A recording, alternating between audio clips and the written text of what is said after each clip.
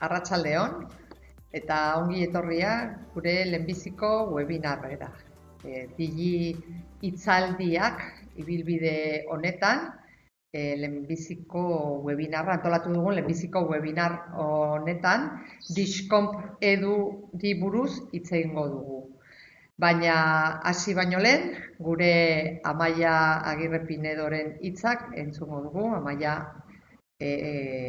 gure zuzendaria, berrikuntza zuzendaria da, eta bideotxo bat ezin zen gaur gurekin egon, baina bideo bat utzi grabat.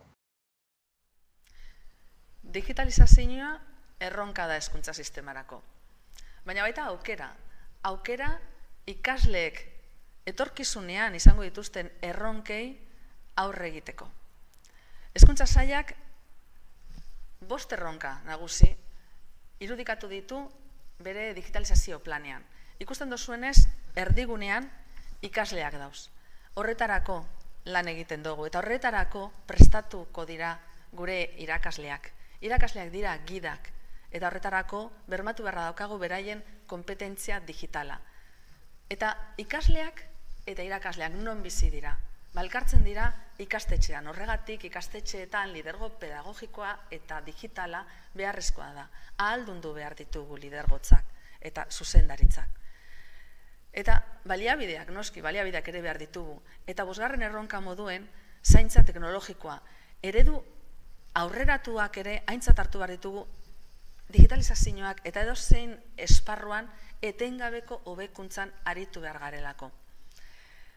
Uda horretik aurkeztu genuen digitalizazio plana, hezkuntza sistemako ikastetxe publikoetan, eta irakasle guztiei, bidali genien inkesta bat, jakiteko digitalizazioari dagokionez zenolako prestakuntza beharko luketen. 3.411 irakaslek erantzun zuten. Ia gehienek esan zuten prestakuntza hau etengabekoa behar zuela izan. Eta hor ikusten dozue esateratako baita infografia ikusentzunezkoak oso importanteak zirela haientzat. Baita metodologia aktiboak eta ebaluazio kompetentziala ikusten dozuen moduen ebaluazio kompetentzialaren inguruko ardura handia zegoen irakasleen artean. Aniztasuna ere bai, diseinu unibertsala ere buruan daukate gure irakasleek. Eta azkenik, ziberbizikidetza, segurtasuna, erabilera osasuntsua digitalizazio mundu honetan. Eta hoiei erantzuteko prestatu dugu hain zuzen ere gure irakasleen kompetentzia digitalerako sentsibilizazio fase hau. Fase honetan 6 ikastaro aurreikusi ditugu, 6 webmintegi, bana izango da, hilabetero bat izango dugu, zuzenekoa, sinkronikoa, eta baita gerora jarriko dugu asinkrono. Hemendik eta gutxira, azalduko dizuegu, zer nolako jarraibideak zeintzuk izango diren eta nola eman dezakezuen izena. Eskerrik asko hemen izateagatik, hemen baldin bazaudete da erabat konprometitua zaudetelako zuen ikasleen hobekuntzan eta espero dezagun berriro ere elkartzeko aukera gehiago izatea. Eskerrik asko.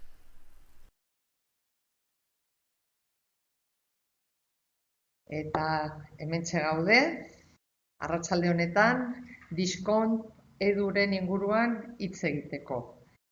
Eta, pazientzia pixko bat eskatu nahi dizuegu, hau da gure 2. webinarra. Gauza batzuk, konpondu ditugu edo moldatu edo egokitu eta hobetu, saiatu gara tarte honetan, gauzean izan dugu lehenbiziko webinarra, eta orain beste gauzatxo batzuk, oso gauza gutxi, bino egokitu izan ditugu.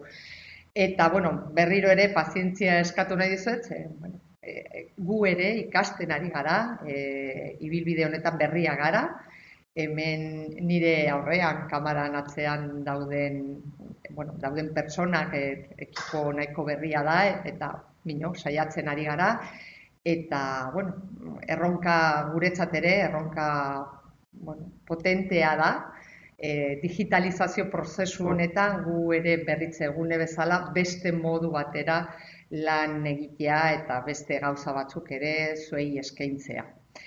Eta goazen aurrera, goazen Disconf edu zer den ikustera, eta zer den digitalizazio ere, zer den pixkot aztertzera. Eta, bueno, horretarako hasiko gara galdera batekin. Zer da digitalizazioa?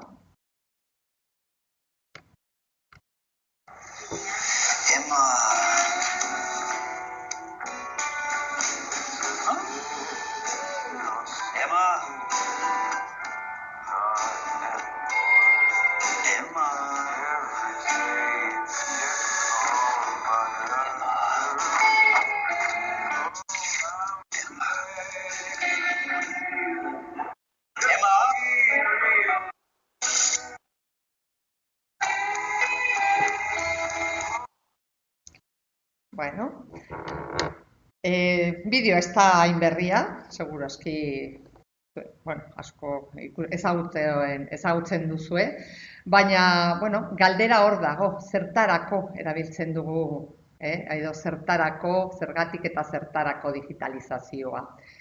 Eta, bueno, lehenbiziko gauza gure ikasleak hor daude, ikasleak helburua dira, gure helburua, eta gure ikasleak mundu digital batean bizi dira. Beraien arteko harremanak digitalki ere garatzen dira, eta ikasten dute baita ere digitalki. Orduan, digitalizazioa bere hizkuntza da, beraien hizkuntza, eta, bueno, arrazoi bat hori da. Min hori aurrera eramateko, claro, noski, irakasleak ezinbestekoa gara. Guk ez badugu lan hori hartzen eta ez badugu beraiek gidatzen bide honetatik, bueno, zaila izango da beraiek erabilera on bat edo erabilera egoki bat izatea. Irakasleak, ikasleak ikastetxeetan gaude. Gure ekosistema ikastetxea da, eta ikastetxeetan lan egiten ari gara eta lan hori garatu behar dugu, lan digitala, kompetentzia digitala gure ikastetxean, etxetan garatu behar da. Horretarako behar ditugu azpiegiturak. Eta oso kontziente gara, azpiegiturak ezinbestekoak direla, baina baita ere, komentatu nahi dizuegu, aurreratu nahi dizuegu, gaurko webinarra ez dago zentratuta azpiegituretan. Gailuak alde batera utzi nahi ditugu, badakigu, erronka potente bat dugula horrekin, gailuekin, iristen ari dira ikastetxetara, arazoak sortzen ari dira horrekin lotuta, eta horiek konpondu behar ditugu, bino gure gaurko webinarra zentratuta egongo da pedagogia, eta gailuak nola erabili, erabilera pedagogiko horretan garatuko dugu gaurko horren inguruan garatuko dugu gaurko saioa. Eta horretarako ere badakigu eredu batzuk, eredu aurreratuak daudela, eta bueno, saiatuko gara ere momentu batean horren inguruan hitz egiten gaur ez, baina badakizue eta gero azalduko dizuegu gure ibilbidea nahiko luzea izango dela, urte osoko ibilbidea izango dela, irekia, zuek sartu ahalko zaten nahi duzuenean, eta, bueno, zuen erritmora egingo duzuen, baina, bueno, gero arrat etorriko da ongi azaltzera nola eta zer egin behar dugu. Zergatik eta zertarako, eta hauek dira, edo hauek gara, agenteak, honetan lan egiten ari gareno, eta ekosistema honetan, irudi hau, lotura hauek, nahiko esanguratsuak dira. Lotura hauek irudikatzen dute gure Euskal Hezkuntza Sistemako digitalizazio plana.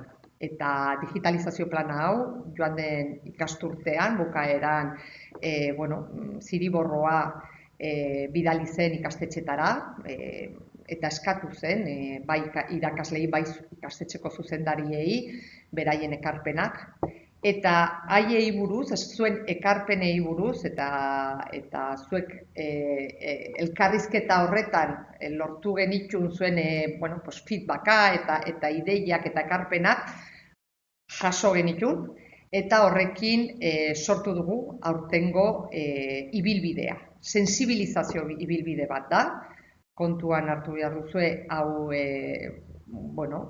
sensibilizazio mailan kokatu behar dugula, eta ez dugu sakonduko gai hauetan, baina pasako gara eta ibilbide oso polita egingo dugu Discomp Edu, eta gaur azalduko dizudan bezala, Discomp Edu suguz edo goxoki bat bezala hartuko dugu. Eta goxoki hori, nonbait kokatuta dago, nonbaitik dator, guk ez dugu dios ere asmatu, marko bat hartu dugu, Europako markoa hartu dugu oinarria, eta hartu dugu alde batetik, eta ja aspaldian erabiltzen edo honen inguruan lan egin dugun eredu bat dugu, markoa, Discomp marko Europarra hiritarren konpetentzia digitala markatzen du, eta guretzat, gure ikastetxetan, marko horrekin orain arte lan egin dugu norentzat, gure ikasleentzat lan egin dugu. Badugu beste marko bat lotuta, Discomp, bino kasu honetan da Discomp.org, eta Discomp.org organizazioen kompetentzia digitala da, eta marko horrekin gure ikastetxeko kompetentzia digitala garatu beharko dugu. Ikusten baduzue, lehenbiziko markoa, ikasleen markoa, loratxo bat bezala da, pentagono bat eta lore bezalako irudia da. Discomp.org borobil bat dugu, pizza edo diana edo olako zerbait antzekoa, eta nork eraman behar du aurrera marko hauek nortzuk eraman behar dugu aurrera, Discomp Edu markatzen dugu. Hezitzailea gara, eta hezitzaile bezala, irakaslek bezala aurrera eraman behar dugu eta saiatu behar dugu goxoki hau martxan jartzen. Eta orain, banan joanen gara, garatzen marko bakoitza. Batzutan gelditu gara pixkoat, sakonduko dugu pixkoat gezio, eta beste batzuk gainetik pasatuko gara.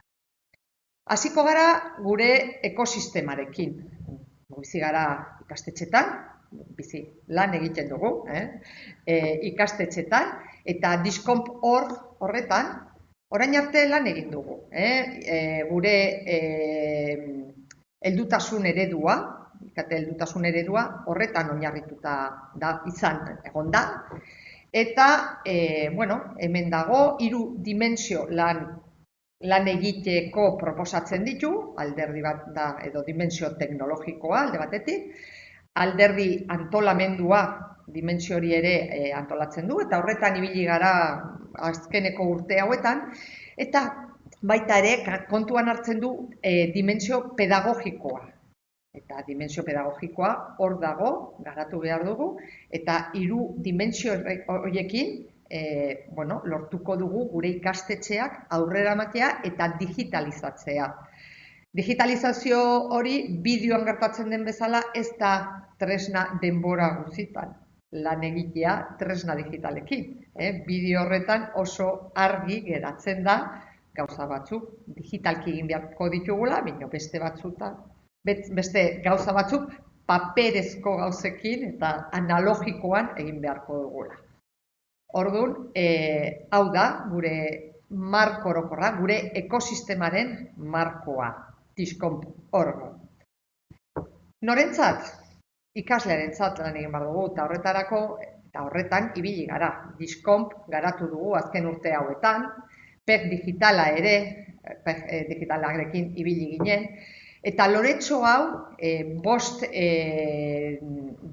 azpi kompetentzia lantzen ditu. Bost azpi kompetentzia horiek loretxo horretan ikusten dira, irudikatzen dira, baina hemen daude beste modu batera antolatuta, lehenbiziko erronka edo azpikompetentzia da informazio eta alfabetizazioa informazionala. Eta, bueno, hori lotuta dago materialakin, sarean bilatu behar ditugun materialak, aztertu behar dugu, ebaluatu, erabaki, filtratu ikusi eta erabaki horiek erabili behar dugun, edo ze materialak, edo ze informazioak garatu behar ditugun, edo sarean aurkitzen ditugun materialak, nola eta baliogarriak dira gure lanerako. Badago beste kompetentzia bat, eta da komunikazioa eta kolaborazioa, eta hori ere horretan ibili gara, eta gure ikasleekin ere, bai, aurrekoa ere gure ikasleekin lan egin dugu, eta beraiekin ere saiatu gara, erakutsi diegu nola egin behar duten bilaketa horiek, eta komunikazio eta kolaborazioa ere interneten eta sarean nola egin, horretan ibili gara, pandemia ere etorri zen, eta pandemia garaian interneta izan zen nahiko baliogarria, lagungarria, eta hor balio izan zuen interakzioa partekatzeko, konektatzeko, eta hori guztia landu genuen. Eduki digitalak ere sortu ditugu, badakigu sortzen, eta badire hainbat hizkuntz berria, multimedia, audiovisualak, eta horren inguruan ere lan egin dugu, jabetza intelektuala ere hor kontuan izan behar dugu, eta askotan ere horretan ibili gara, jakiten, aztertzen, ikertzen eta ikasten zer partekatu eta zer ez, eta hori izan da gure lana baita ere. Ziurtasuna, segurtasuna hor dago ere bai, identitate digitala landu behar dugu, landu dugu gure ikasleekin, horretan egon gara, nola erabili gure tresna digitalak, digitalizazio honek ekartzen duen erronka berri batzuk, nola bizikidetza, nola eraman gure gelatik, gela fisikotik, gure gela virtualetara, hezikidetza, erabilera jasangarria ere bai, jakin behar dugu, zer ekartzen duen digitalizazioa eta kritikoak ere izan behar gara honen aurrean. Eta gero arazo konpontzearena, eta hau niretzat oso ideia potente bat da, zen azken finean hezkuntza prozesu bat da, ikastearena prozesu bat da, eta horretan ibili behar gara. Eta arazo teknikoak baldin baditugu horretan ibili behar gara, saiatuko gara beti konpontzen, ikasten, gauzak hobetzen, guk egin dugun bezala, gaur arazo batzuk izan ditugu gaur goizean, eta arratsalderako gauzak konpondu ditugu saiatu gara, eta seguru aski orain arratsaldean izango ditugu baita ere, akatsak eta gauza batzuk seguru aski ez dira hain ongi aterako, baina horretan ari gara, gu ere prozesu horretan, eta gustatzen zaigu gainera pentsatzea ikasle onak garela, eta aurrera egiteko ahalegin guztiak egingo ditugula. Eta paper edo rol horretan sartzeko, oraintzen jarriko dizuet erronka bat, hemen dugu menti bat izango duzue aurrean, oraintzen partekatuko dizuet zenbakia, kodea, baina hor kode QR hori eskaneatzen baduzue, aurkituko duzu orain zenbakia eman ondoren, ikusiko duzu galdera bat, eta galdera zein izango da, ikasle bezala, zuek kompetente digitalak sentitzen zaren. Loretxo hau kontuan hartuta, eta galdera horren aurrean ikusiko dugu kompetente digitala garen, edo gure burua nola ikusten dugu. Eta, ni bitartin irekiko dut, mentia, inkesta, zen itxita zegoen, baina momentu honetan irekita duzue, eta hemen duzue kodea, irakurriko dizuet, 1-8-6-8-8-6-4-6-4-2. Orduan sartzen bazate horretan, eta ni joango naiz hemen ikusten pantailan lortu duzuen ala ez, kode QR hemen duzue ere bai, eta dena ongi badago, hasiko naiz ikusten jendea sartzen, eta, bueno, bozkatzen, hor duzue bost azpi kompetentzia hauek, eta, bueno, gustatuko litzaiguke, hori zuek azpi kompetentzia hauetan zuen burua isladatzea, ikustea, zertan ari zaten, non zaudete, eta bueno, nola ikusten duzue zuen burua. Ez dut ikusten, pinganilotik, ez dakite zerbait aipatu garriaten, ez dut ikusten, hasi da ja mugimendua, hor duzue, orduan errepikatuko dut, zer egin behar duzuen, hemen duzue kode QR bat, eskaneatu behar duzue, horretarako menti.comen sartu behartzate, edo kodea eskaneatu, eta behin hor izan da, ikusiko duzue zenbaki bat, kutsatxo bat, kutsa horretan sartu zenbaki hau, errepikatuko dizuet, 1-8-6-8-6-6-4-2, eta hor ikusiko duzue, lehenbiziko aterako zaizue, mobilan baldi bazate, kode QR-a, bino azpian agertuko zaizue, azpi kompetentzia bakoitza, eta zuek hor jarriko duzue, zuek ikusten duzuen, batetik 10-era non ikusten duzue azpi kompetentzia bakoitza, non ikusten duzuen zuen hor. Orduan horari izate, 87 persona, elkartu gara, momentu honetan ikusten ari naiz, 408 persona gaudela, hemen bideoa eta webinar honetan, guretzat oso, berri ona da, ardura handia da guretzako ere hau aurrera ematia eta dena ongi ateitzea, oso pozik gaude, zuek guztio, hemen sartuta ikustea, eta, ikusten ari gara, 145 persona ari zate.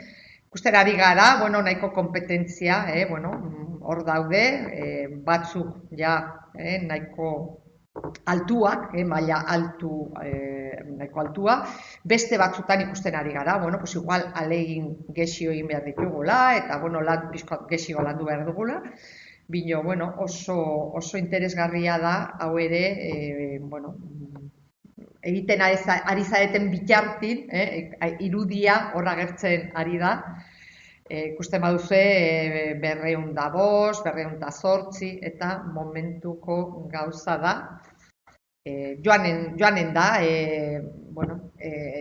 pentagono hau, loretxo hau betetzen, zuen erantzuna jasotzen dugun bitartin, baina nik uste momentuan, ikusi, nahiko argi gelditzen da, gure kompetentzia hor dago, ez gara zerotik hasten, denok gainditu dugu, 5 hori lortu dugu, eta goazen aurrera, orain ikusi behar dugu, 10-era iristeko zer egin behar dugu, badugu ibilbidea, hori polita da, jakitea gauzak ikasteko aurrean dugula, zen guk irakasle bezala ikastearena, ikastearen gogo hori ez dugu inoiz galdu behar.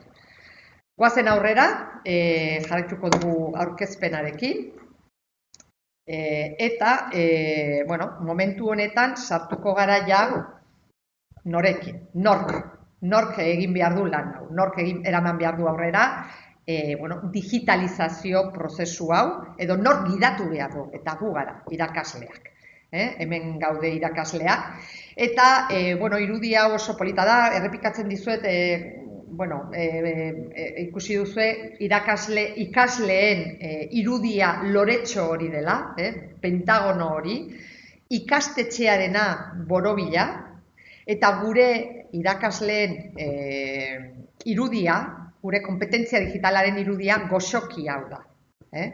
Orduan ikusi behar dugu pixka bat nola dagoen kokatuta, alde batean mutur honetan, ezkerreko muturran irakasleak gaude, eta horrekin lotuta dagoen gure konpromiso profesionala, gure konpromiso profesional hori garatu behar dugu, konprometituta gaude, honetan ari gara, eta hau gure lanbidea da, eta ziur nago, horretan ari garela, konpromiso horrekin eta nahi horrekin eta gogo horrekin. Ikusiko dugu hurrengo diapositibetan zertan datza konpromiso profesionala, baina momentu honetan ikusiko dugu beste muturrean gure ikasleak daudela. Eta ikasleak daudenez, beraien ikasleen gaitasun digitala, kompetentzia digitala daude.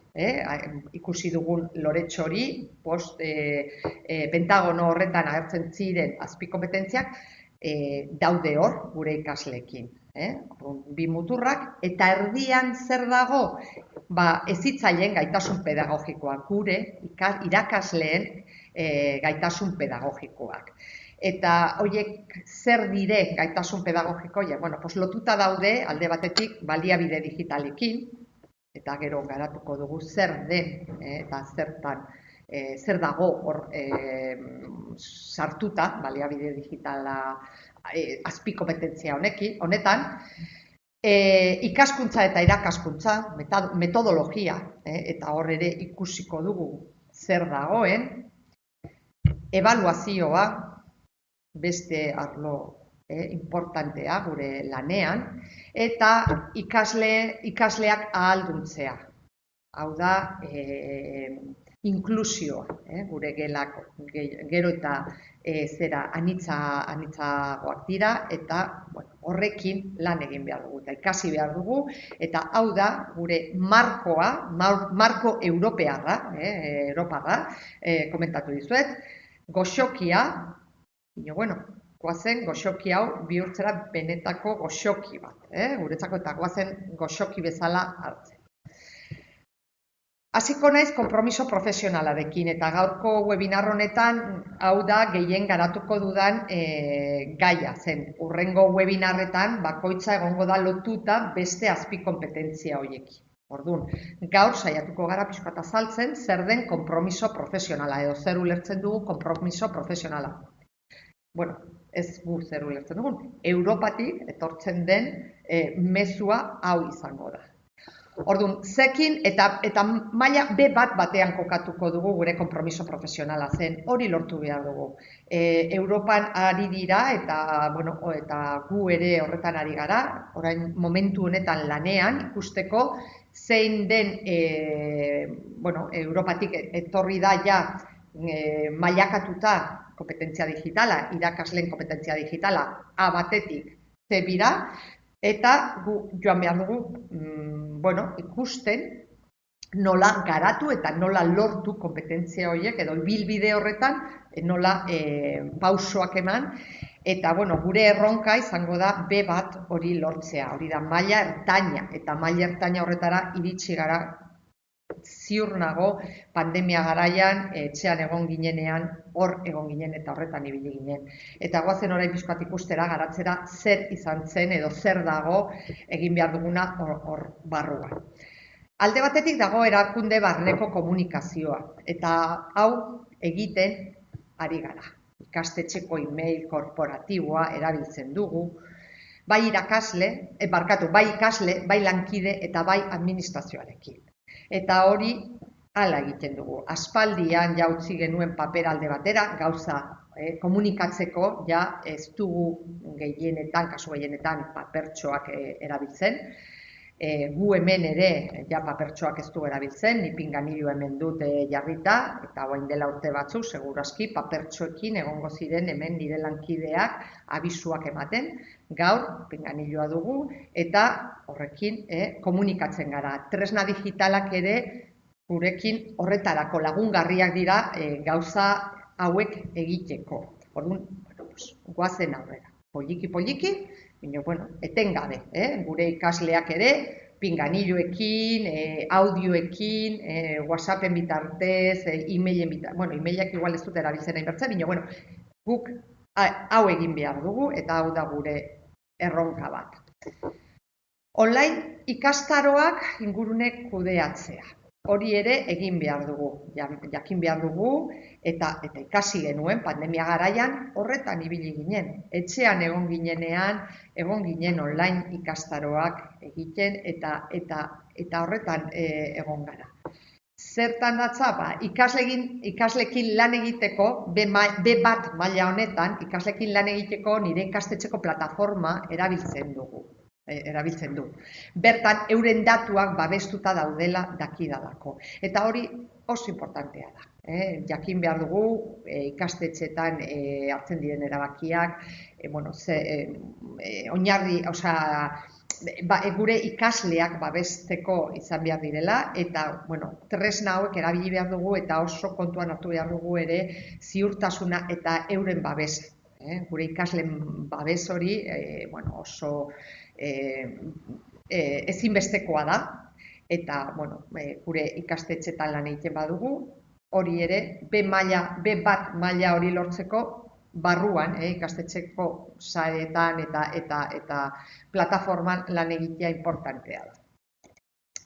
Lankidetza profesionala, eta momentu honetan, oantxen itzali zaite zera ordenagailua, ez dut ikusten zenbat persona gaude hemen, bino, pinganillotik norbait komentatzen dian, bino, lankidetza profesionala, hau momentu oso egokia da, eta ikusten ari gara, zenbat persona gaude, zenbat irakasle gaude momentu honetan, hemen, arratsaldeko 5:30 lanean, elkarrekin, egia da, 422 persona, irakasle gaude hemen, elkarrekin lanean ikasten momentu honetan.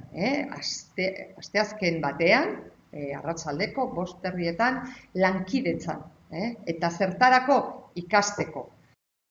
Zertan datza hau, eta hau bada, eta gero ikusko dugu beste leku batean ere kokatuko dugula lankidetza eta ikasketeko momentu hauek, baina gure ikastetxean ziur nago, ikastetxeko lankidekin lan egiteko plataforma erabiltzen duzuela. Eta bertan, erabiltzen dituzen dokumentuak, edukiak, ideiak, materialak partekatzen dituzuela zuen lankideekin. Eta hau da, B1 maila lortzeko behar dugun guztia. Partekatze horretan ikastea, partekatzen ikastea. Teknologia digitalak eta eskolako mailako azpiegiturak. Hau badakigu, dagoela, honen inguruan beti egoten dira zalantzak eta, momentu honetan, transizio momentu batean, gaude, plataformak ere hor daude, pilpilean, hau ez da gure erronka nagusia, zen plataformak erabili behar dira, baina beste nonbaitetik ere kudeatzen ari dira gai hau, baina guk jakin behar dugu ikastetxeko plataforma erabiltzen, eta jakin behar dugu ere, hezkuntza sailako aplikazioak erabiltzen kudeaketa administratiboa egiteko gehien bat, eta hori guztiok egiten dugu, horretan urteak daramatzagu, eta materialak online gordetzeko. Gure materialak normalean ez dugu gordetzen paperean, batzutan bai ordenagailuetan, baina importantea da ere online gordetzea eta jakitea ere hor gordeta baldin baditugu gero sareak eta lankidetzan aritzea errazago izango dela. B maila batean, B1 maila hori lortzeko, erabilera basiko bat, oinarrizko erabilera hori jakin behar dugu edo izan. Hausnarketa praktika, eta honetan ere, ari gara, ari zate, eta bakarrik pensatu behar dugu, guk erabiltzen dugun materialak, urtero erabiltzen ditugun materialak, betikoak edo ez dugu inoiz mugitzen edo beti berrikusten ari garen ala ez. Erabiltzen, egokitzen edo sortzen ditudan ikasleekin lan egiteko materialak urtero, ziur nago, urtero berrikusten dituzuela eta hobetzen saiatzen zarela. Guk gaur goizean egin dugun bezala. Ziur nago zuek ere horrela egiten duzuela. Urtean erabili eta ikusten duzuenean zerbait ez dabilela edo zerbait ez dela ongi ulertu edo zerbait ez dela ongi atera, ziur nago, aldaketa batzuk egiten dituzuela eta proposamen berriak sortzen dituzuela horren inguruan. Beti helburua gure ikasleak edo hor aurrean izango dituzuen ikasleak gauzak ongi ulertzeko eta ongi gidatzeko eta beraiek bere prozesua errazteko. Bizitza digitala. Bizitza digitala lotuta dago presentzia digitalarekin. Eta presentzia edo ausentzia jakin behar dugu hori gure irudia bat dela. Bai presentzia eta bai ausentzia ere, ez bagaude hor, hori ere gure ikasleak eredutzat hartzen dute eta kontziente izan behar gara, bai hor egon edo ez egon eredu bat ematen ari garela horrekin. Eta hor bagaude, eta jakin behar dugu hor egoten modu profesional batean, modu personalean, bakoitzak egingo du nahi duen erabilera, baina profesionalean, digitalizazio prozesu honetan sartu behar gara, eta joan behar dugu, eta saiatu behar gara aurrera ematen, bai pribatasuna gordetzen, zaintzen, eta konfigurazioak beti hori zaintzen. Gure erabiltzen ditugun aplikazioen konfigurazioa eta plataformak, ikastetxeko plataformak ere erabiltzen, pribatasun hori zaintzeko eta gordetzeko gure ikaslean babestu behar ditugu.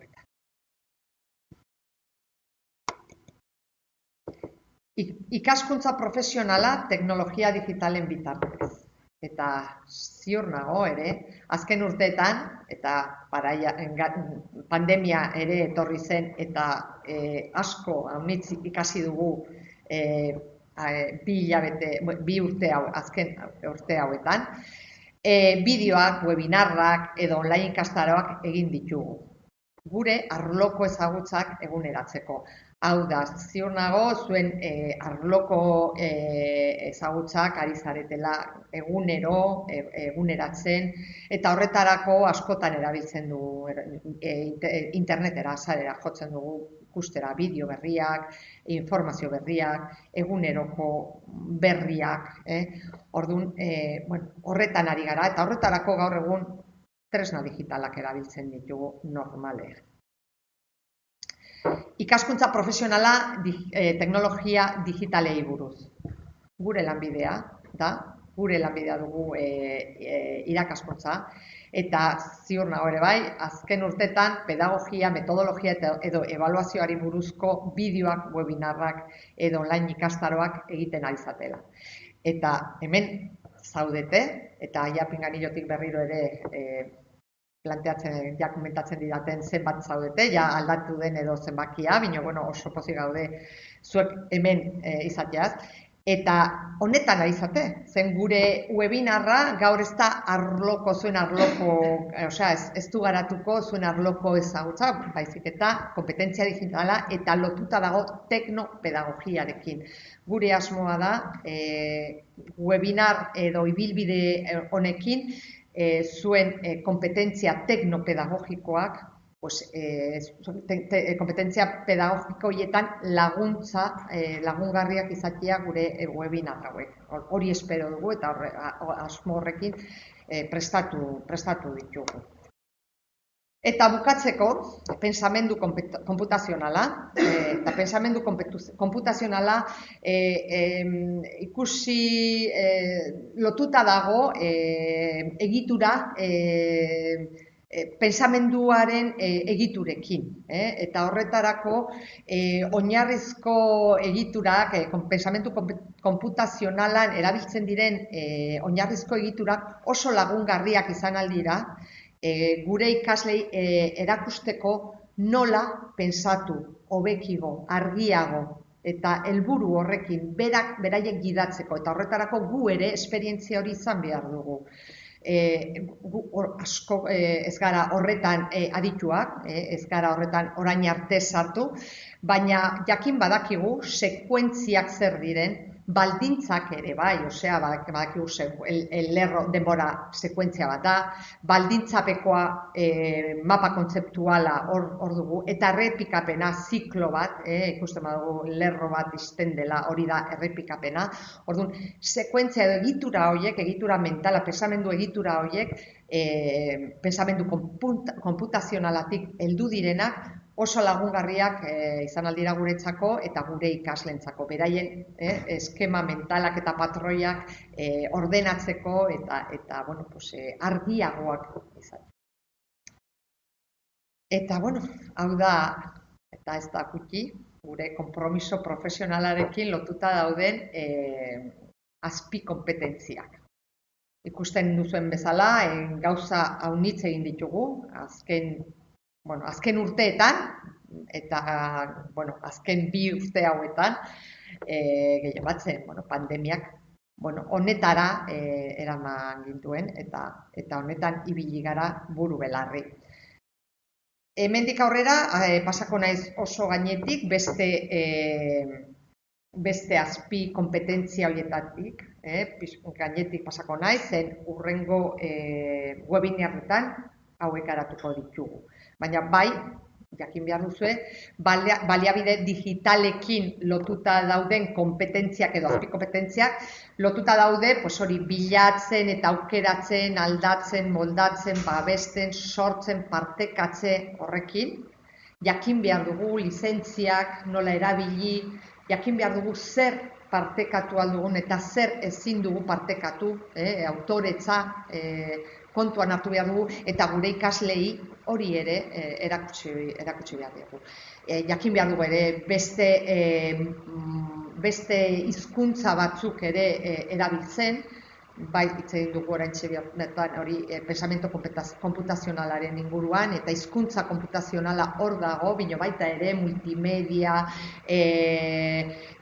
bideogintza, baditugu hor irudiak, infografiak, badire hainbat gauza, lagungarriak izan aldirela gure ikasleak animatzeko, motibatzeko eta bere hizkuntzan ere beraiekin hizkuntza bide hori, zubi hori eraikitzeko beraiekin ere lotura hori lortzeko, motivazioa lortzeko.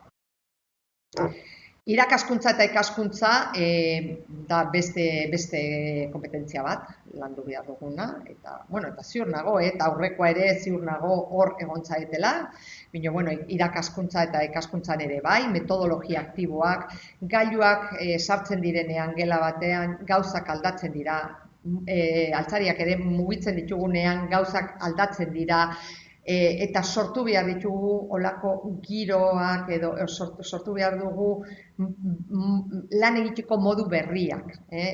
Gure ikasleak ez dute ohitura ja eserita egoteko eta irakatsi behar diegu, hori ere egia da, eta batzutan hola egon behar dira, baina baita ere beste modu batera beraiek ikasi behar dute produzitzen, ez gara bakarrik konsumitzaileak, izan behar gara ere produktoreak, ikasi behar dugu gauzak ekoizten, eta horretarako metodologia aktiboak lagungarriak izango dira, orientatu behar ditugu, eraman behar dugu, irakasleak beti beharrezkoak izango gara, naiz eta makinak edo gailuak hori izan, gu ezinbestekoa, gure presentzia hori ezinbestekoa izango da, zen bestela ez dakite, beraiek ez dakite erabilera profesionala eta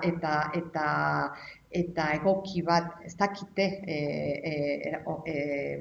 ongi erabiltzen gure tresna hauek, orduan gure laguntza behar dute, gure orientazioa, beraien artean ikaskuntza kooperatiboa eta beste hainbat gauza modu horiek elkarrekin lan egiteko eta gauzak ekoizteko erakutsi behar dugu, autorregulazioa ere importantea da, gu bezala, gure ikaskuntza autorregulatzen dugun bezala, eta hemen izango dugu gure lehenbiziko esperientzia esperientzia, bueno, igual ez lehenbiziko, baina gu partekatuko dizuegun ibilbidean, autorregulatzeko esperientzia bat eskainiko dizuegu, zen azken finean gure ibilbide guztia hau zuek egin beharko duzue, eta bueno, zuek ikusi beharko duzue, autoebaluatu beharko duzue zuen burua, zuen ezagutzak, zuek egiten ari zaretena. Eta, bueno, badira horretarako teknologiak emergenteak ezagutu behar ditugu. Badakigu, existitzen direla,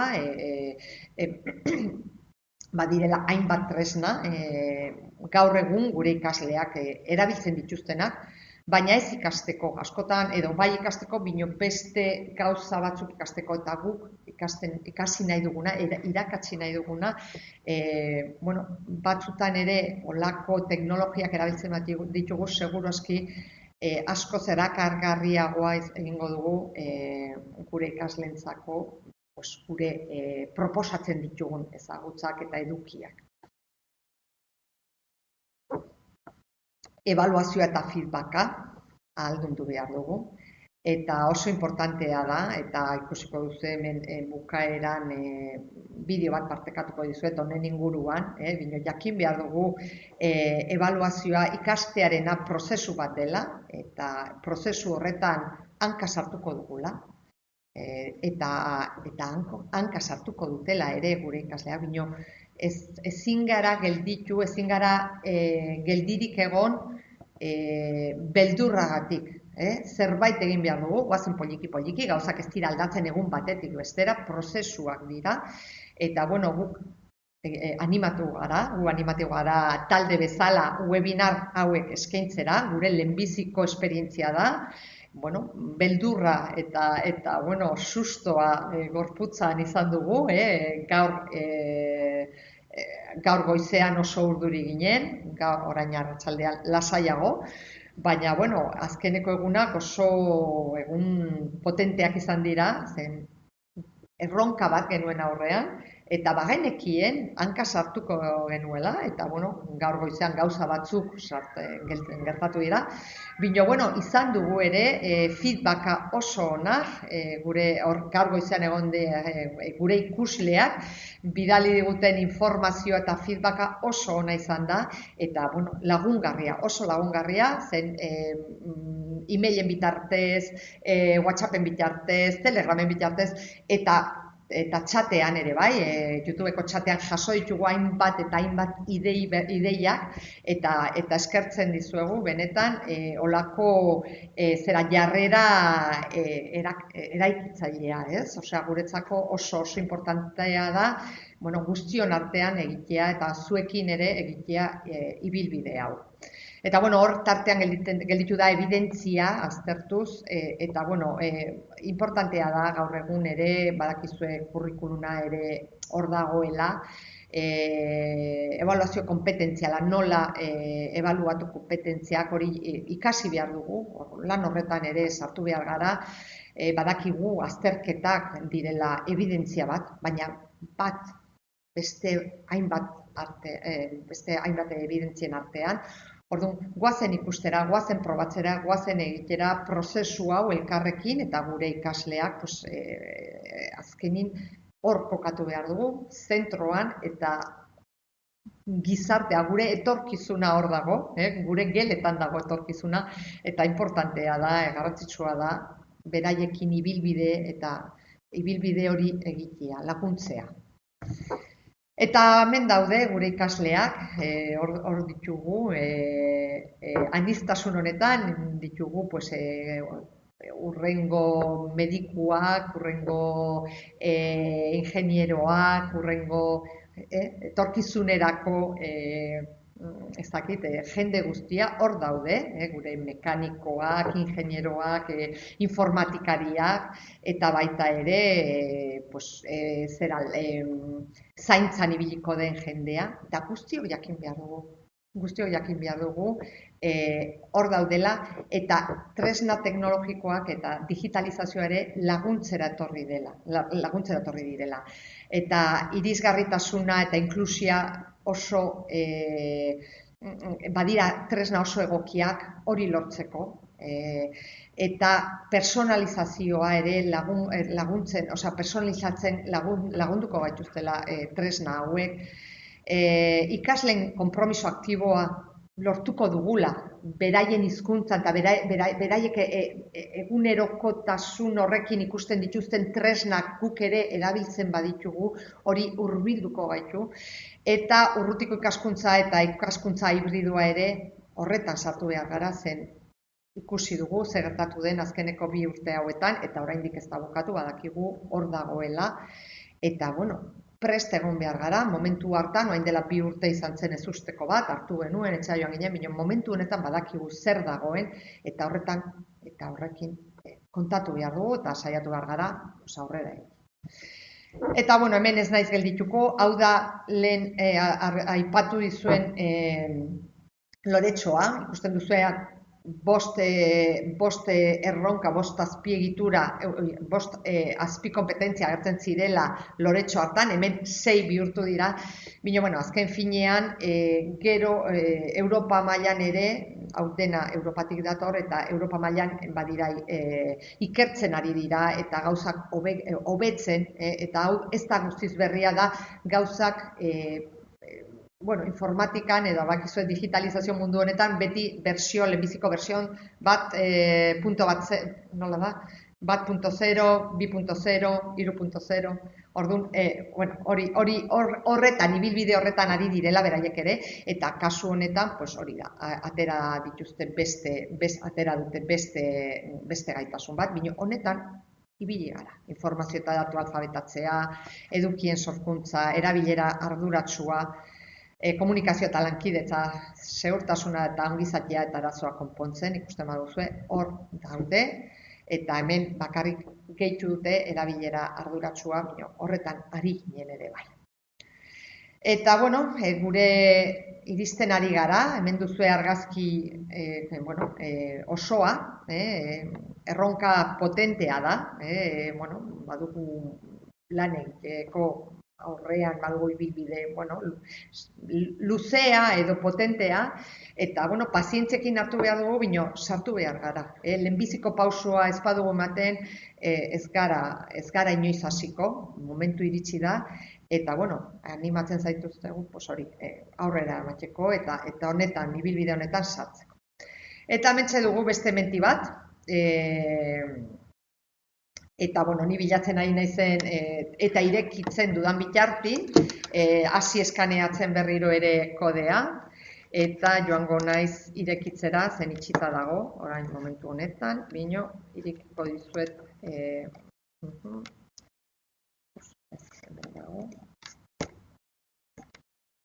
ari dira, bai,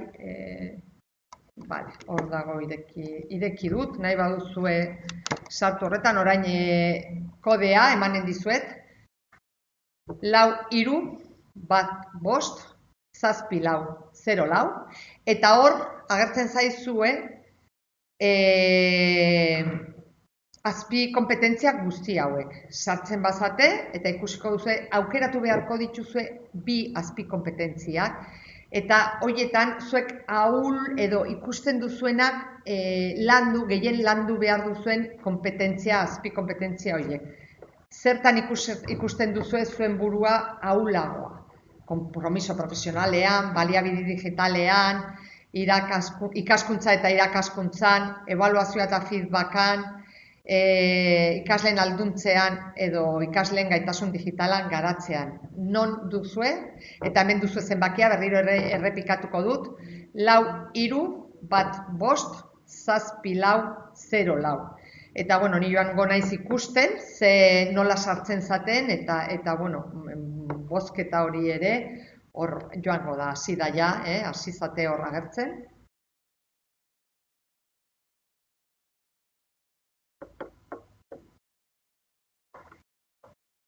Ikusten ari gara, zertan bozkatzen ari zaten, 13 persona ja.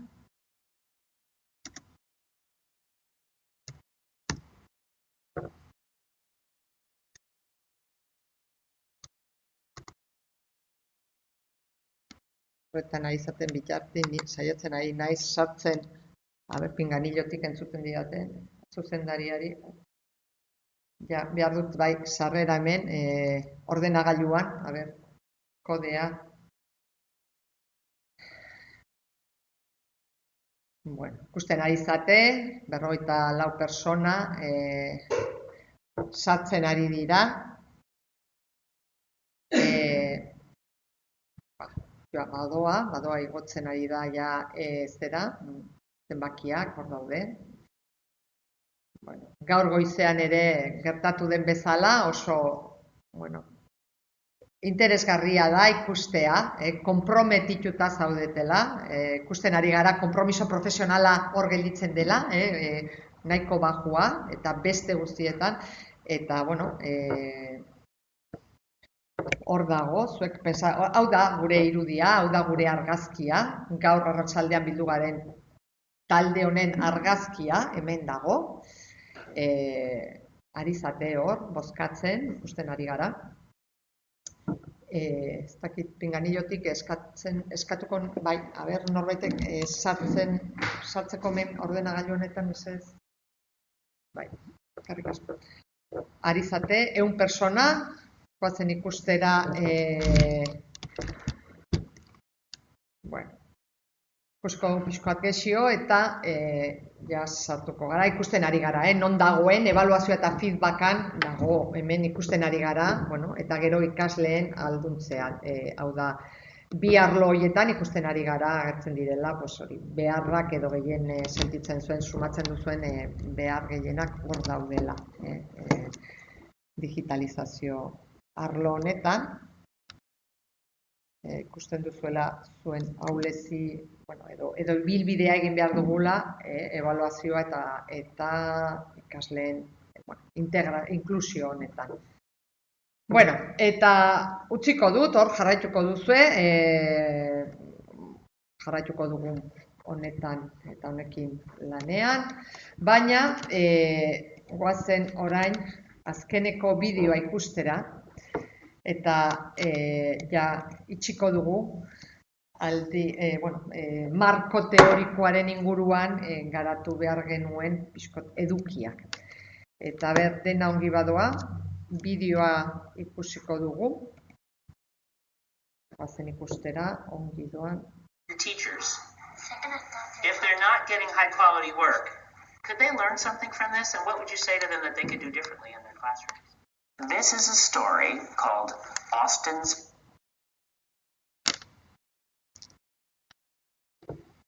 Butterfly.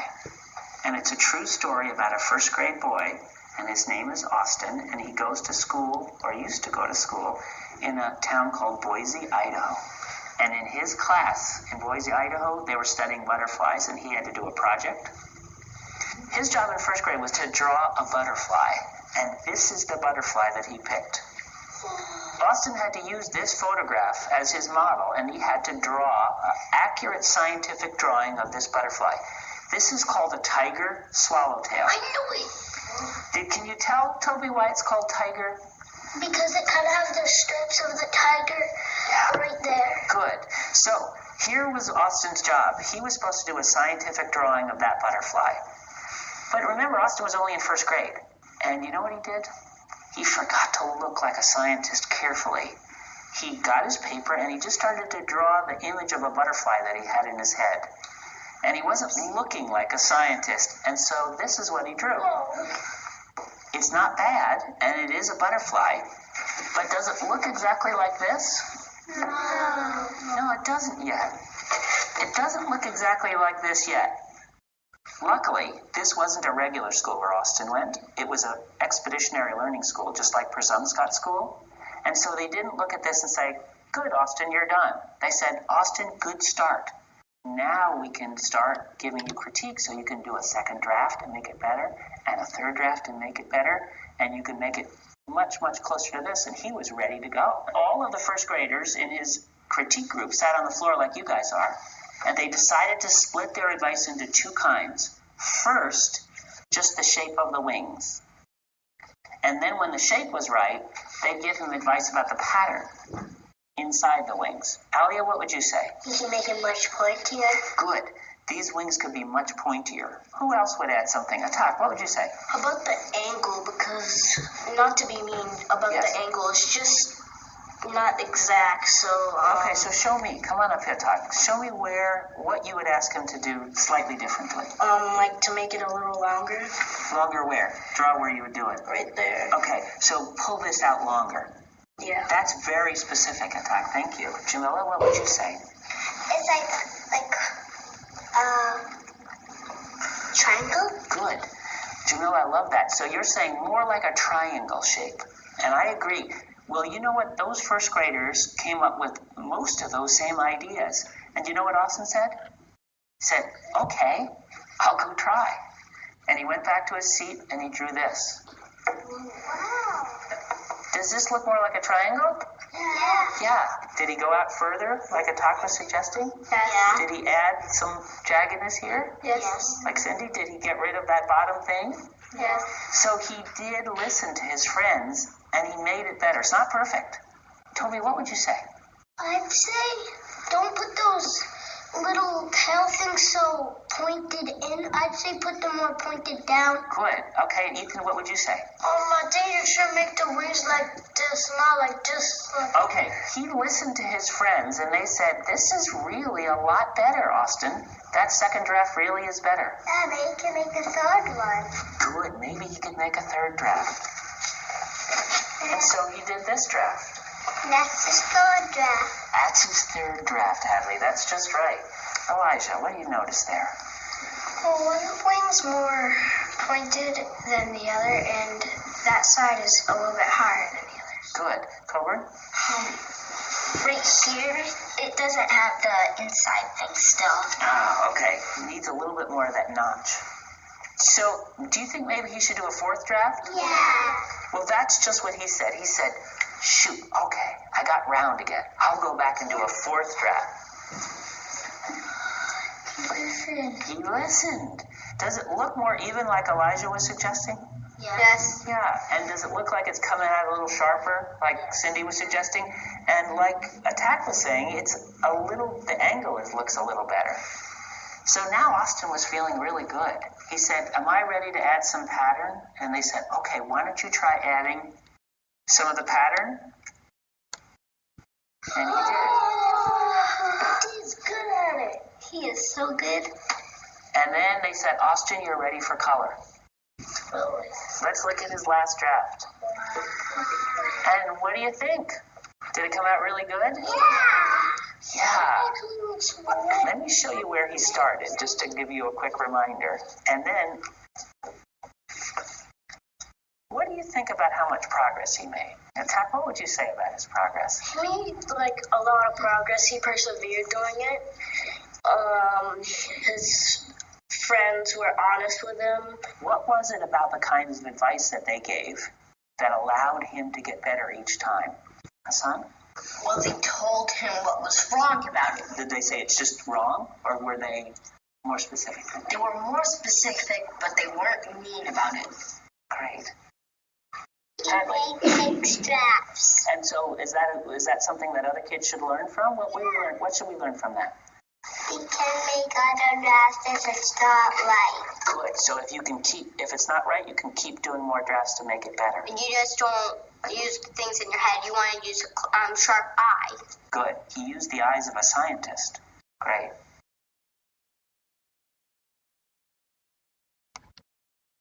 Bueno, hau da, hemen dugu gure erronka.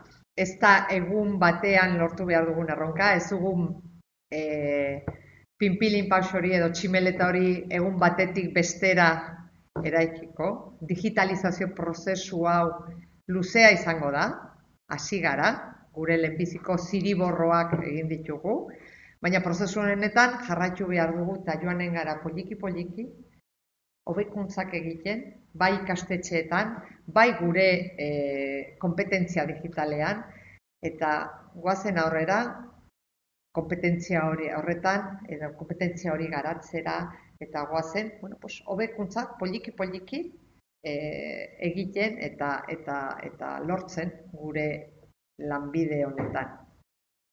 Eta orain utziko zaituztet hemen utziko dizugu 5 minuto inguruan, ez barkatu, bai, dago ja gaurko akatsa. Oraintzen bertan utziko dizuet, utziko zaituztet Arratekin, eta berak azalduko dizue nola izango den gure ibilbidea. Bitartin ere, zuek galdera hauek joango zate planteatzen foroan, eta foro horretan gero azalduko dizuegu edo erantzungo dizuegu galdera.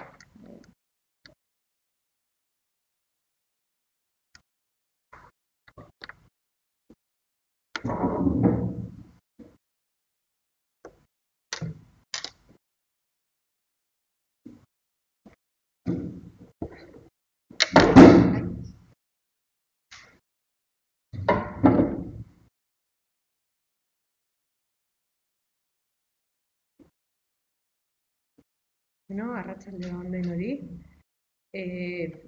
Saiatuko naiz orain pixkat azaltzen zein izango den aurtengorako prestatu dugun formazio ibilbidea. Formazio ibilbide honetan, holako zeu webinar proposatzen dizkizuegu eta hoien inguruko beste lantxo batzuk egitea ere. Hautazkoak dira, borondatezkoak dira, ez da derrigorrezkoa formazio honetan parte hartzea, baina erabakitzen baduzue formazioan parte hartu eta ibilbide osoa osatzen baldin baduzue, 30 orduko formazioko zertifikatua jasoko duzue.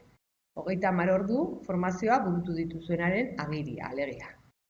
Izena eman beharko duzue, oraindik izen hori ez dago prest, egongo da zuen eskura abenduko lehenengo asterako, eta izena emateko zuen ikusten duzuen web orri horretan sartu beharko zarete. berritzegunenagusia.eus/digiprest. Hor izango duzue lotura izena eman alizateko.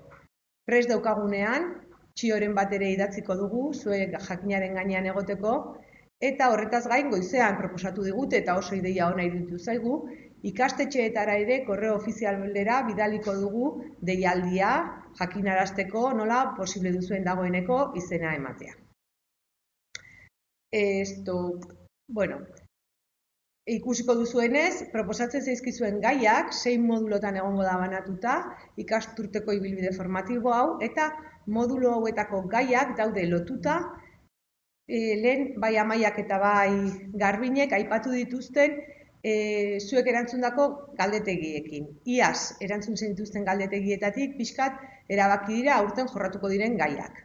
Lehenengoa izan dugu, pixkat markoa ezagutzeko, Dipcom edu da gure markoa eta Garbinek oso ondo azaldu du zertan datzan. Abenduan izango dugu ikaskuntzarako diseinu unibertsalaren inguruko beste weben mintegi bat. Mintegi horretan hitz egingo dugu irisgarritasunaz, nola personalizatu ikaskuntza prozesuak eta teknologiak gauza guzti horiek egiteko ze baliabide eskaintzen dizkigun, beti ere jakinda sensibilizazio fase batean gaudela. Gero, urtarrilean izango da hurrengoa, zibersegurtasuna oso garrantzitsua, badakigulako honek ziberbizikidetza arazoak sortzen direla honekin eta batzutan kudeatzea kostatu egiten zaigu, goazen horri eustera eta batez ere saiatzera aldez aurretik prebentzio lan bat egiten horiek gerta ez daitezen. Otsailean, online ebaluazio kompetentziaren inguruan, nola ebaluatu online, kompetentziak nola ebaluatu, gero martxoan metodologia aktiboen inguruan, teknologiak eskaintzen baldin badigu aukera bat, da guztioneri buelta bat ematekoa. Gelan, lan egiteko moduak aldatzekoa pixkat, eta lan hori aldaketa horretan ikaslea beretan bere ikasketa prozesuaren protagonista bihurtzen, eta irakasleei ere hortarako aukera oso onak ematen dizkio, segurtasun batekin eta beste modu batean egiteko gauza. Eta bukatzeko, maiatzean, ikus-entzumenezko baliabideen ingurukoa.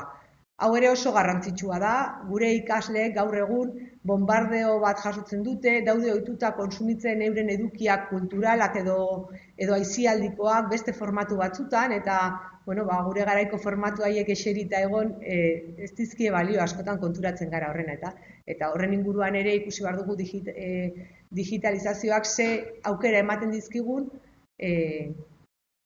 baliabide hobeak ero erakargarriagoak eskaintzeko gure ikaslegu. Saio horiek, web mintegi horiek, hemen gauden aholkulariak prestatu eta eskainiko dizkizuegu, hor dituzue. Eta ez dira izango web mintegiak bakarrik. Egongo dira modulotxo baten antolatuta. Modulo horretan aurkituko duzue lehenengo aurre ebaluazio bat, gero web mintegi bat, ataza bat proposatuko dizuegu, ataza hauek beti etorriko dira kontrol zerrenda batekin lagunduta, ataza errezago burutzeko eta norberak bere burua autorregulatuta ebaluatu ahal izateko ataza burutzen duen bitartean, emango dizkizuegu difusiorako aukerak, autoebaluazio txiki bat ere, eta beti sakontzeko informazioa eskainiko dugu, norbaitek gehiago jakin nahi baldin badu gaiaren inguruan, jarraitu ahal izateko sakontzen. Lehenengo webinar hau eta gero proposatzen diguzuegun ataza, hau da, lehenengo modularako proposatzen dizuegun ataza, Selfie for Teachers autoebaluazioa egitea da. Autoebaluazio honek balio du norberaren, banakoaren, pixkat ze maila, ze kompetentzia digital maila duen jakiteko. Bai eskatzen dizuegu zuen buruekin zintzo jokatzea, ze honek emango dizue gero aukera, pixkat bakoitzak bere formazio ibilbidea diseinatzeko, erabakitzeko zin izango den, ezta? Jakingo dugu zeintzuk diren indarguneak, guk bakoitzak dituen indarguneak, zeintzuk izango diran beste formazio gehiago, zerbait gehiago behar ditugun beste ataloiek, eta horrek egingo du personalizatu ahal izatea formazio ibilbide hori eta betenetan esanguratsua izatea burutzen duen pertsona horrentzat. Gero, ikusi dut nik galdera bat, eta galdera bat zan selfia burututa, segunta ze maila dugun, horren arabera hasi gaitezkeen jalanean. Selfia dago pentsatuta erakundeentzat, bai? Ikastetxe osoarentzat, eta Selfie for Teachers galdetegi berri bada, publikatu berria, eta honek daude diseinatuta norbanakoaren irakasle bakoitzaren gaitasun digitala ebaluatzeko. Horretaz gain, zuen ataza horien inguruan eta ataza horiek egiten laguntzeko eskainiko dizuegu irakaslearen kit digitala ere. Eta aurkituko dituzue baliabide ezberdinen txailkapen bat egin daia, entresaka bat, aukeratuta batzuk. Nahi du esan horrek bakarrik erabili behar dituzuela? Ez. Bakoitzak erabili dezake nahiago baldin badu beste bat, baina askotan hasten gara baliabide horiek nola burutuko dut hau bilatzen eta galdu egiten gara eta denbora luze ematen du aukerak eta horrek, ezta? Orduan guk eskainiko dizuegu ja sortatxo bat lana erreste aldera. Gero, zertifikatu ahal izateko ataza hori da Moodle plataformara igo beharko dena. Hori burutu denaren evidentzia da igo beharko dena horra. Baina horretaz aparte, ikusi duzue, traola bat sortu dugu, traola digitzaldiak, bai, Twitterren, eta animatzen zaituztegu, parte hartzen eta hor ere pixkat zuen egindako lanen ero hausnarketen difusioa egiten. Informazio osagarria ere topa aurkituko duzue, lehen esan dudan bezala, sakontzea nahi duen pertsona horrek sakontzeko aukera izateko, eta aurkituko dituzue, modulo bakoitzari dagokion gaiarekin lotutako webuneak, dokumentoak, bideoak, podcastak, ero bestelakoak. Bakoitzari onduen egokitzen zaien hori, bakoitzak aukeratu ahal izateko hobekien egokitzen zaien hori. Eta bukatzeko berriz, hau izango da hor pantailan ikusten duzuena pixkat zein izango den aurtengo ikastaro osoaren ibilbidea, zeintzuk diren moduloak, eta zertifikazioa lortzeko gogoratu Moodleen matrikulatu behar zaretela eta matrikulazio hori noiz dagoen irekita horren inguruko informazioa helaraziko zaizuela bide ezberdinetatik. Izena emateko berritzegune nagusia.eus/digiprestetik egin beharko duzuela, 6 modulo proposatzen dizkizuegula eta zertifikatzeko sei modulo horietan planteatzen diren atazak burutu beharko dituzuela, eta epea 6 horiek burutzeko bukatuko dela ekainaren 3an. Ekainaren 3 arte hortxe egongo da irekita eta aukera izango duzue ataza horiek burutzen joateko bakoitzak bere ritmoan. Eta berriz ere, Moodleren entregatu atazak igo eta zertu.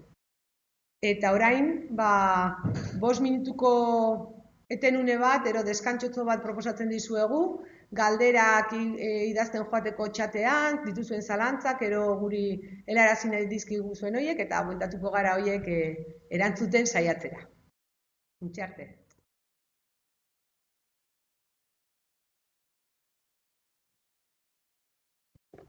Kaixo, hemen gaude berriro, eta ja Arrat eta biok, saiatuko gara oain, galdera asko jaso ditugu.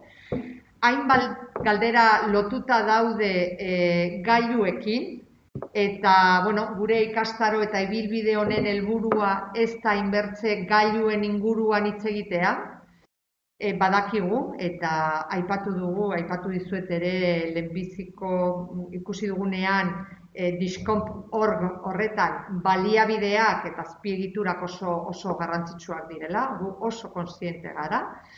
Eta, montatu dugu gure gaurko montaje hau izan da ere, lortu dugu azkenin gauzak montatzen, bino kostatu zaigu.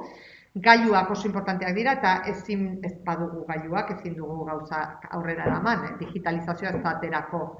Baina ez da gure lana, guk begirada nahi dugu kokatu pedagogian eta alderdi teknopedagogikoan, eta nahi dugu hor indarra eta gure ahalegin guztiak hor jarri. Azpiegiturak eta gailuak beste norbaiten ardura da, eta gu horretan ere arituko gara, eta saiatuko gara ere laguntzen gauza guztiak martxan eta hobetzen. Baina momentu honetan gure helburua da pedagogia. Orduan, orain dela astebete zuzendariekin izan genuen bileran partekatu genuen kode bat eta galdetegi bat, eta galdetegi hori naiz eta itxita egon, igual ikusita hainbat galdera horrekin lotuta daudela, berriro ere irekiko dugu, eta saiatuko gara zuen galderak, kezkak eta beharrak bideratzen. Eta orduan, momentu honetan, galdera guzti horiek jasota daude, jaso ditugu, baina ez dugu erantzungo. Gehien bat, zentratuko gara, ikastaroarekin lotuta dauden galderak, eta horretan argituko ditu hainbat zalantza, eta ni, gehien bat, akreditazio eta aurkezpenean edo gaurko saioan agertu diren zalantza batzuekin. Orduan, Arrate igual hasiko da, ikastaroarekin eta ibilbidearekin, digitaldi ibilbide horrekin lotuta dauden kezka batzuk argituko ditu, eta gero ere ni pasako naiz eta egingo ditut ja beste batzuk espezifikoa. Ederto, kaixo berriro. Galderak ikusita zalantza bat gelditzen zaizuela dirudi. Aurtengo ikastaroek ez dute akreditatuko inongo mailarik, behintzat B bata ez. Hasieratik aritu gara esaten, sensibilizazio mailan ibiliko garela aurten eta B bat maila ertain bat litzateke. Bai emango ligukena honek da, sarrera, gerora lortu beharko litzatekeen B bat hori lortzen hasten garenean, maila minimo bat eukitzeko eta zertaz hitz egiten ari garen jakiteko. Baina ez du balioko akreditatzeko. Bestalde, ikastaro hau geldituko da irekita materiala bai. Sortzen diren baliabideak, hitzaldi hauek, lehen informazio gehiago izateko jarriko diren baliabideak eta guzti horiek irekita geldituko dira eta datorren ikasturtean ere erabili ahal izango dira. Bai, uste dut horiek direla pixkat errepikatu diren galderak. Bestalde, Selfie for Teachers ikastetxe mailan ezin da egin.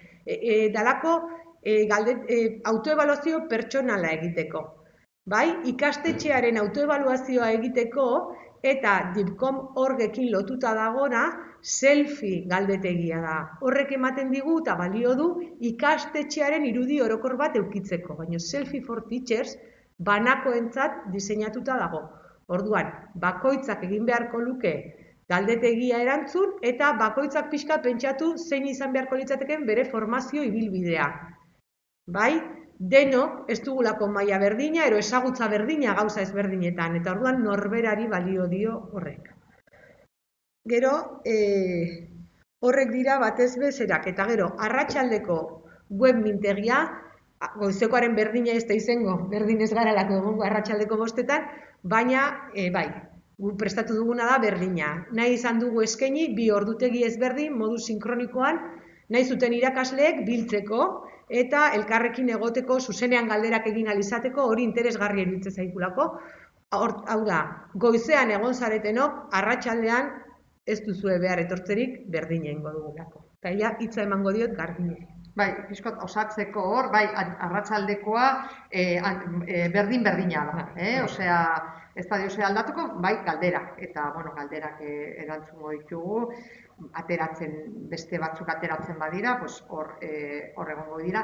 Eta bai, gure asmoa da, gero bideo hau, bi bideoak editatzea eta bideo bakar bat igotzea plataformara, modelera, eta galdera guztiekin, eta ikusiko dugu, horretan ari gara, izuegu ere ibilbide honetan, martxan ari gara, ez dugula deus ere egina oraindik. Erran nahi dut, ikasten ari gara, eta hobekuntzak eta gauzak prestatzen, beharren arabera.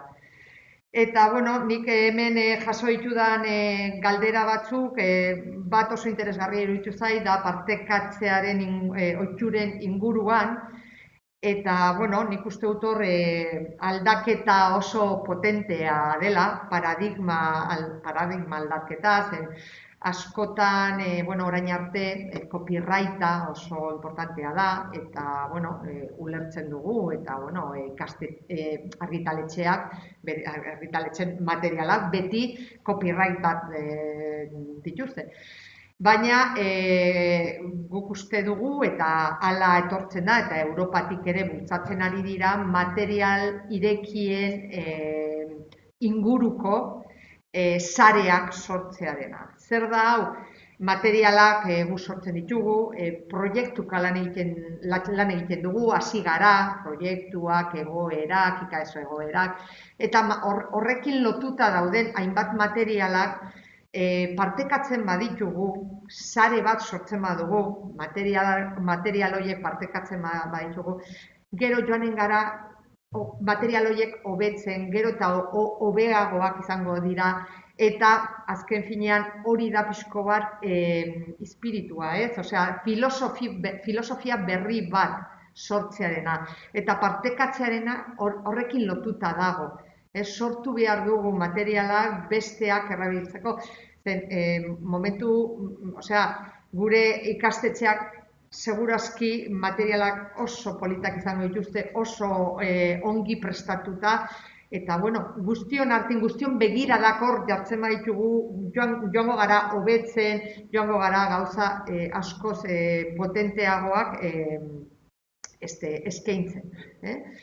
Eta horren inguruan, gu hemen Berritzegune Nagusian digitaldekoek saiatuko gara ere lan hori egiten, lan hori gidatzen eta bultzatzen, eta ikastaro datorren ikasturtean ere, datorren ikasturteari begira pensatzen ari gara horretan ere ikasteko baliabide irekiak ere horretan aritzea. Gero badago beste galdera bat akreditazioari buruz, eta bueno, badakigu hori kezka handi bat dela, guretzat ere bai, ezin dizuegu erranen ez, kezka bat da. Ez dakigu momentu honetan nola akreditatu behar den, hau lotuta dago, bai Diskonp eta Diskonpeduak Europatik etortzen direla, eta akreditazioaren eskaera ere Europa mailan egiten ari da. Hau ez da bakarrik, hau ez da gure gauza, hau da Europa mailan sortu den pandemiaren ondoren behar bat, eta behar hori asetzeko ikusi da beharrezkoa dela kompetentzia digitala akreditatzea. Nola egingo den? Ez dakigu. Momentu honetan ez dago deus ere argi, eta ezin dizuegu erantzun. Hori bai, jakine bezain pronto, zerbait aipatuko dizuegu eta informazioa web gunean argitaratuko dugu, zuek jakinaren gainean ere egoteko. Eta beste... Barkatu Garbine, niko daukat beste galdera bat, izena emateko horria martxan dagoenean, batzuk proposatzen duzue, zirkular ofizial bat bidaltzea ikastetxetara, oso ideia ona iruditzen zaigu eta horrela egingo dugu. Hortaz gain, jakin dezazue web horrian eta txio bat ere egingo dugula, ero bat baino gehiago, eta han ere aurkituko duzuela informazio hori, baino bai ikastetxetara helaraziko dizuegu.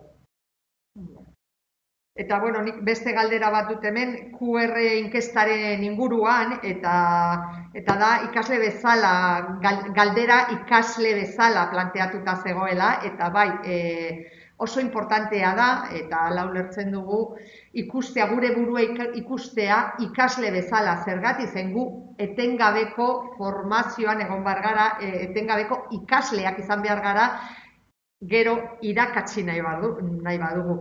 Ezin dugu gauzak, eta momentu honetan gainera gauzak hainbertze eta hain azkar mugitzen diren momentu honetan ezin gara gelditu eta pensatu gu gauza guztiak dakigula. Orduan, etengabeko ikasleak izan behar gara eta horregatik planteatuta zegoen pixko bakoitzak bere ispilua edo bere ispiluaren aurrean irudia ikusteko eta irudikatzeko ere nola gauden. Horregatik hori zen helburua, oso hor fokoa jartzen, gu ikasleak bai, gu irakasleak bai, baina baita ere irakasleak gara.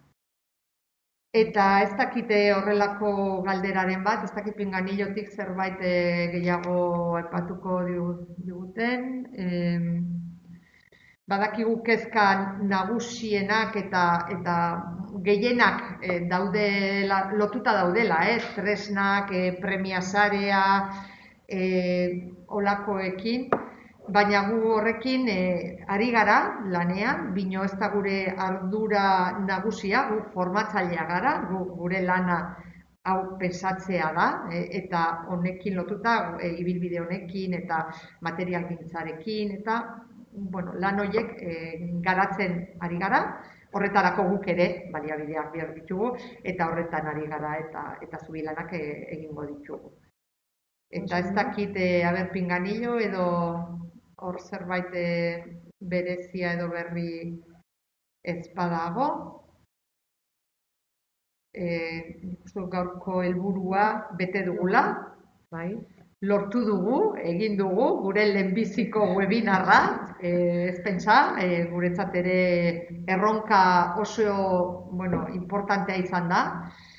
Ez genekien lortuko eruken ala ez, gaur goizean ere egon gara nahiko urduri, badakizue inoiz izan, igual webinar bat ez, bino olako gauzak egiten duzunean beti sensazio hori ez, beldur hori izaten dugu, eta azkenin iritsi da, 11 eta 11 bukatutzat emanen dugu, Pinganillotik inork ez badu deus ere aipatzen, eta begiratzen ari eskertu nahi dizuegu ere hor egon izana, badakigulako danok oso lanpetuta bizi garela, eta espero dugu zuen inpresioa izatea, gurekin hemen pasatu duzuen denbora aprobetxagarria izan dela zuentzat ere. Hori espero dugu, ilusio horrekin antolatu dugu, ezta? Eta hurrengorak. Bai, eta bueno, eta eskertuko genizuek ere bai, kritikak, kritikak konstruktiboak eta proposamenak bidaltzen badiguzte, guretzat, guk prest gaude zuei entzuteko eta ikusteko eta ikasteko.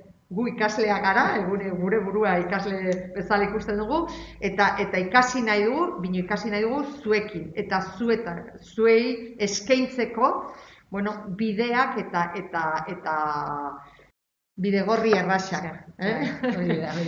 Eta honekin, mila esker, eta animo zera zuei animo, zen oraindik azaroan gaude, badakigu azkeneko 2 urteak oso potenteak izan dira, oso gogorrak, lan haunitz egin dugu, eta badakigu ere, momentu honetan, nekatu xamar gaudela, gu ere, bino, nik uste dut animosoak agertu behar garela, eta pensatu behar dugula azken finean helburua gure ikasleak dira, eta helburu horrekin beste mundu bat eraikitzen ari garela. Zen beraiek, lortzen badugu beraiek kompetente digitalik izatea eta benetako hiritarrak, arduratsuak, kritikoak eta bino konstruktiboak, hori lortzen badugu beste mundu bat ere eraikiko. Egia hori. Mila esker eta hurrengo hilabete arte. Oroitu gaur arratsaldean izango dugula, baina goizez egingo duzuenek, hurrengo hilabetean berriro ere. Agur! Agur! Kaixo berriz ere, hementxe gaude, jaso ditugu hainbat galdera eta azaltzen saiatuko gara. Formazio ikastaro hau egiteak ez du B1 akreditatuko. Ez du akreditatuko sentsibilizazio maila batean arituko geralako. Bai egingo duena da, oinarri bat eman, aurrera pauso bat eman behar dugunean, jakiteko zertaz hitz egiten ari geran, hizkuntza berdina erabiltzeko denok, eta pentsatzen dugu oso baliagarria izango dela horretarako. Baina printzipioz ez du B1 akreditatuko. Egingo duena da, 30 orduko formazioa zertifikatu, hori bai. Bestalde, kompetentzia digitalen maila hori, oraindik ez dakigu ze mekanismo erabiliko diren akreditatzeko, eta ezin dizuegu aurreratu, ez dagolako erabakita gu baino gorago. Europan ere ez dute erabaki ze bide erabiliko dituzten, jakin bezain pronto esango dizuegu, ez gara ibiliko itxoiten, ze uste dugu jenteak badauela jakin min hori eta interesgarria dela jakitea. Baina egin behar da maila pertsonalean. Ez da ikastetxe mailako gauza bat. Bi marko bardinaren barruan, 3 esparru ezberdin ditugu, lehen Garbinek azaldu duen bezala, ikasleak ditugu, ikasleen kompetentzia digitala erakundearen hau da ikastetxearena, eta irakasleena.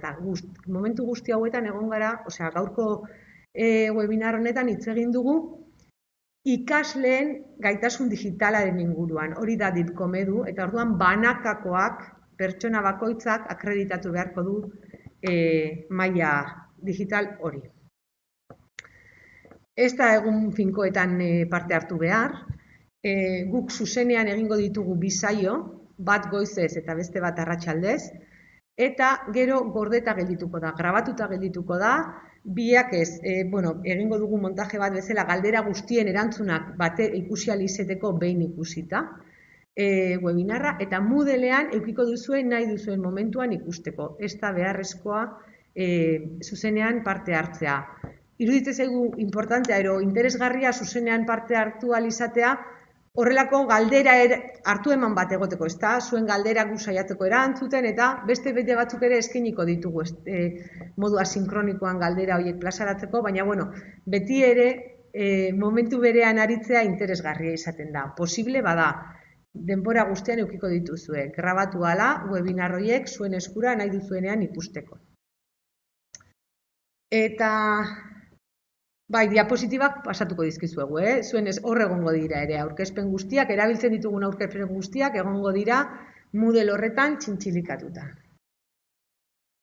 Badago galdera bat lotuta mailarekin, eta gila da, eta kontuan hartu behar duzue, ibilbide hau sensibilizazio ibilbide bat dela. Orduan zuek ere, zuen selfie for teacher hori egiten baduzue, eta zuen maila, ertaina edo altua bada, igual ez du merezi honetan parte hartzea. Edo agian ikusten baduzue saio batean parte hartzearena interesantea dela, horretan bai, baina ibilbide osoa ez baduzue ikusten egokia edo hau sensibilizazio mailan garatuko du gaiak. Oso orokorrak izango dira eta ez dugu sakonduko gehien bat. Zen gure asmoa azken finean da, alde batetik sensibilizazioa egitea eta beste bat lankidetza, sare bat sortzea. Euskal irakasleen arteko sare bat, digitalizazioaren inguruan, baina ez digitalizazioa tresneriarekin lotuta, baizik eta irakasle gure lanbidearekin lotuta, nola erabili, ze erabilera teknopedagogikoa egin, ze erabilera pedagogikoa egin, gure tresna edo orain gure geletan egongo diren tresna horiek nola erabili irakasteko hori izango da. Gure sare honen, eta gu oso pozik gaude, gaur egon gara momentu batean 418 persona ingurua, eta, ziurtatzen ari, eta 80, orduan, oso pozik gaude, zen hainbertze persona egon gara, zera momentu batean, eta,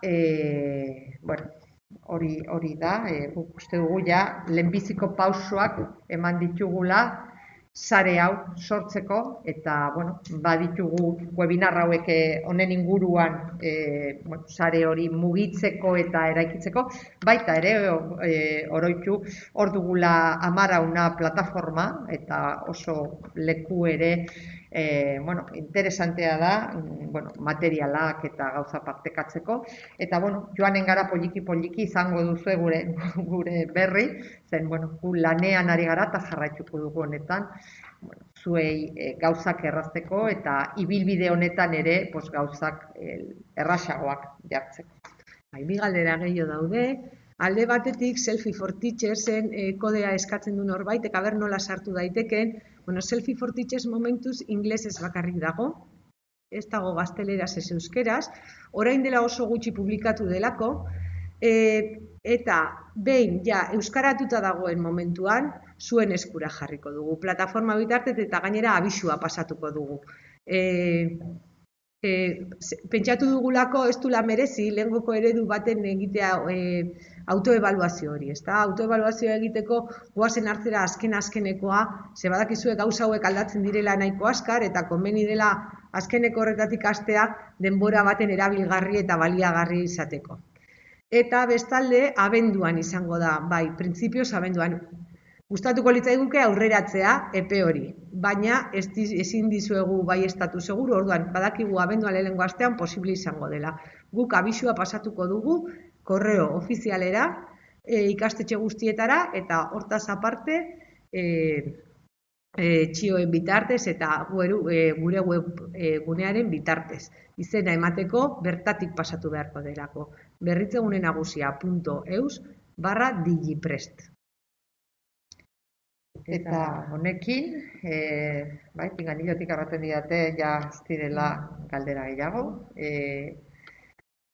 Uste dut iritsi dela momentua, 6:30 dira, eskertzen dizuegu, benetan, gurekin egon izana, guretzat oso plazerra izan da, erronka ere bai, oso urduri egon gara, egun hauetan, Bino, bueno, gaur segurazki ongi... Bai.